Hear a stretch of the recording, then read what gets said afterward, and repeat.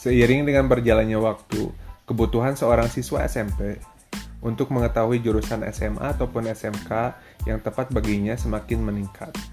Namun, masih banyak siswa yang masih belum yakin atau bahkan belum mengetahui jurusan yang akan ditekuninya nanti. Yang menjadi pertanyaan adalah mengapa banyak siswa yang bingung memilih jurusan SMA ataupun SMK. Salah satunya yaitu karena siswa belum mengetahui secara pasti bakat dan minatnya. Untuk meningkatkan pengetahuan siswa terhadap bakat dan minatnya, kali ini saya akan menjelaskan mengenai mengenal bakat dan minat. Mari kita bahas. Bakat merupakan potensi atau kemampuan bawaan yang perlu dilatih dan dikembangkan agar kemampuan itu dapat terwujud secara maksimal. Bakat adalah kelebihan atau keunggulan alamiah yang melekat pada diri kita dan menjadi pembeda antara kita dengan orang lain. Agar bakat dapat muncul, perlu ditemukan, digali, dilatih, dan dikembangkan. Bahkan memungkinkan seseorang untuk mencapai prestasi dalam bidang tertentu. Akan tetapi, harus ditunjang dengan minat, latihan, pengetahuan, pengalaman, dan motivasi.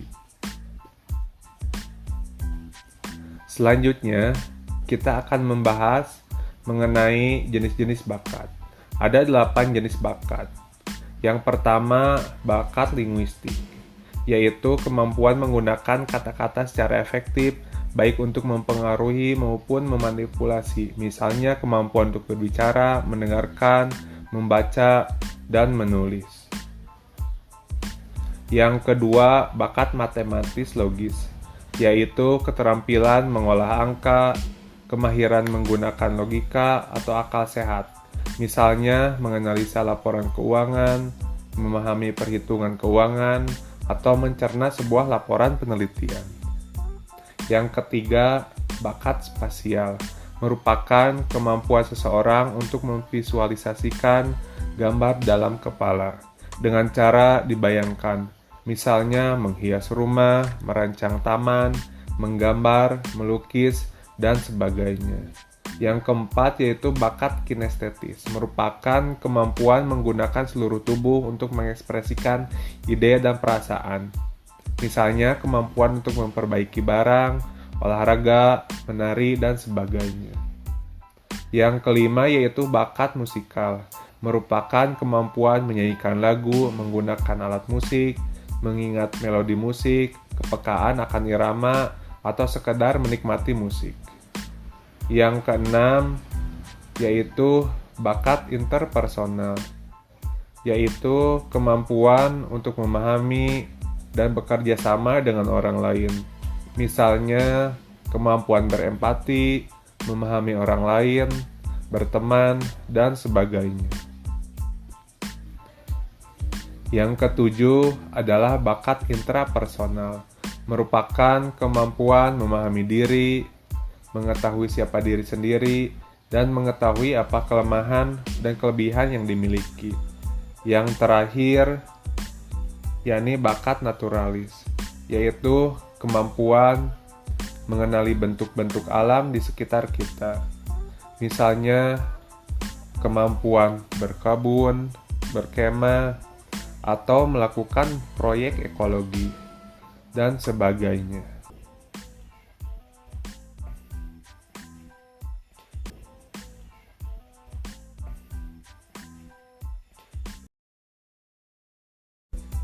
Selanjutnya, kita akan membahas mengenai minat.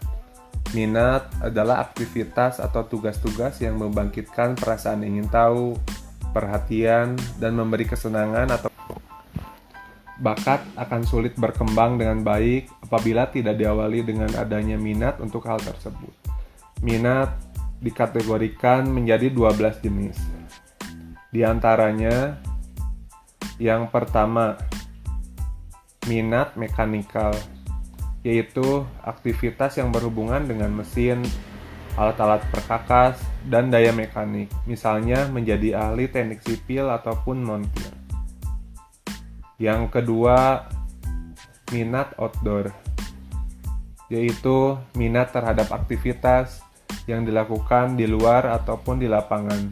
Misalnya nelayan, sopir, pesepak bola, arkeolog, dan sebagainya.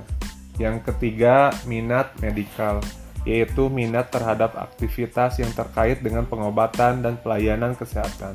Misalnya dokter, perawat, bidan, dan farmasi. Yang keempat, minat praktikal, yaitu minat terhadap aktivitas yang berkaitan dengan pekerjaan praktis yang bisa dilakukan dengan keterampilan, misalnya pertukangan, ahli bangunan, dan sebagainya.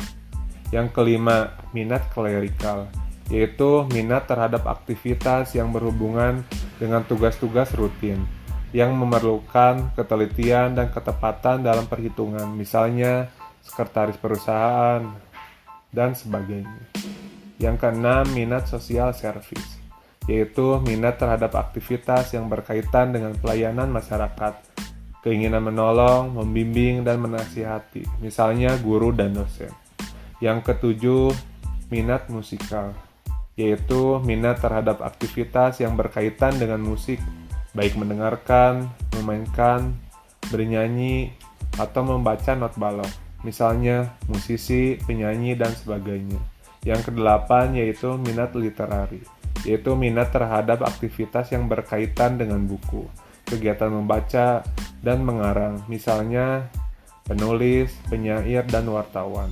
Yang kesembilan yaitu minat estetik, yaitu minat terhadap aktivitas yang berkaitan dengan keindahan, bersifat seni, dan menciptakan sesuatu yang bernilai seni, misalnya seniman, arsitek, dan sebagainya.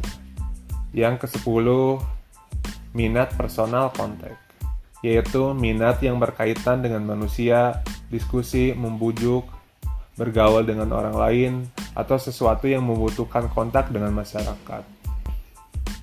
Yang ke-11 yaitu minat saintifik, adalah minat yang berkaitan dengan kreativitas dan analis penyelidikan dan eksperimen, misalnya ilmuwan, insinyur, ahli sains, dan sebagainya.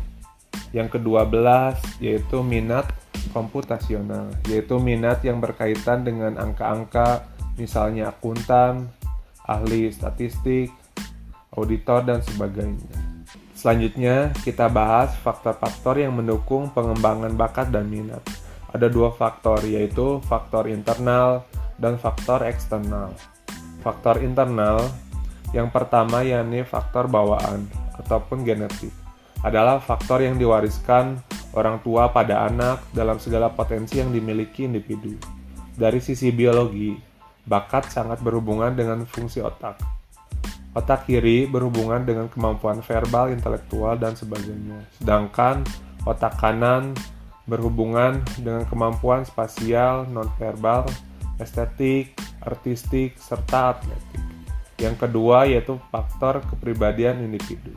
Kemudian faktor eksternal lebih banyak berhubungan dengan lingkungan, misalnya lingkungan keluarga, sekolah, dan sosial.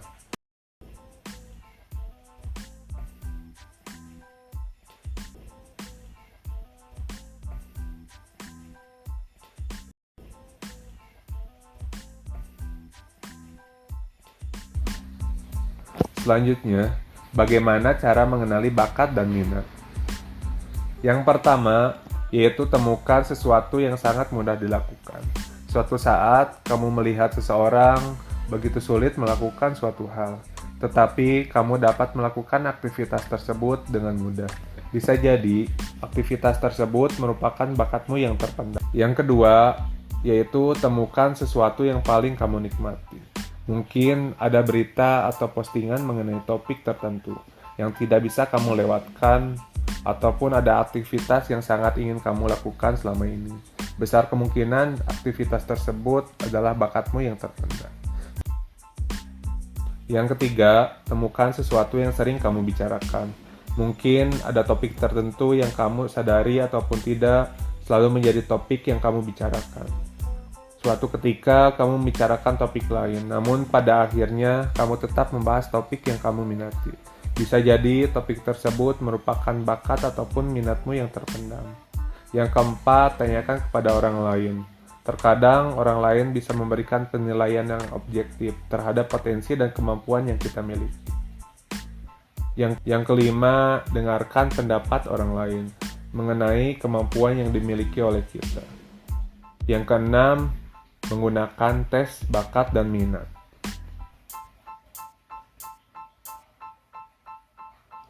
Itulah pembahasan mengenai bakat dan minat. Setelah menyimak pembahasan tersebut, mulailah untuk mengenali apa bakat dan minat yang kalian miliki. Tetap asik bersama BK35. Wassalamualaikum warahmatullahi wabarakatuh.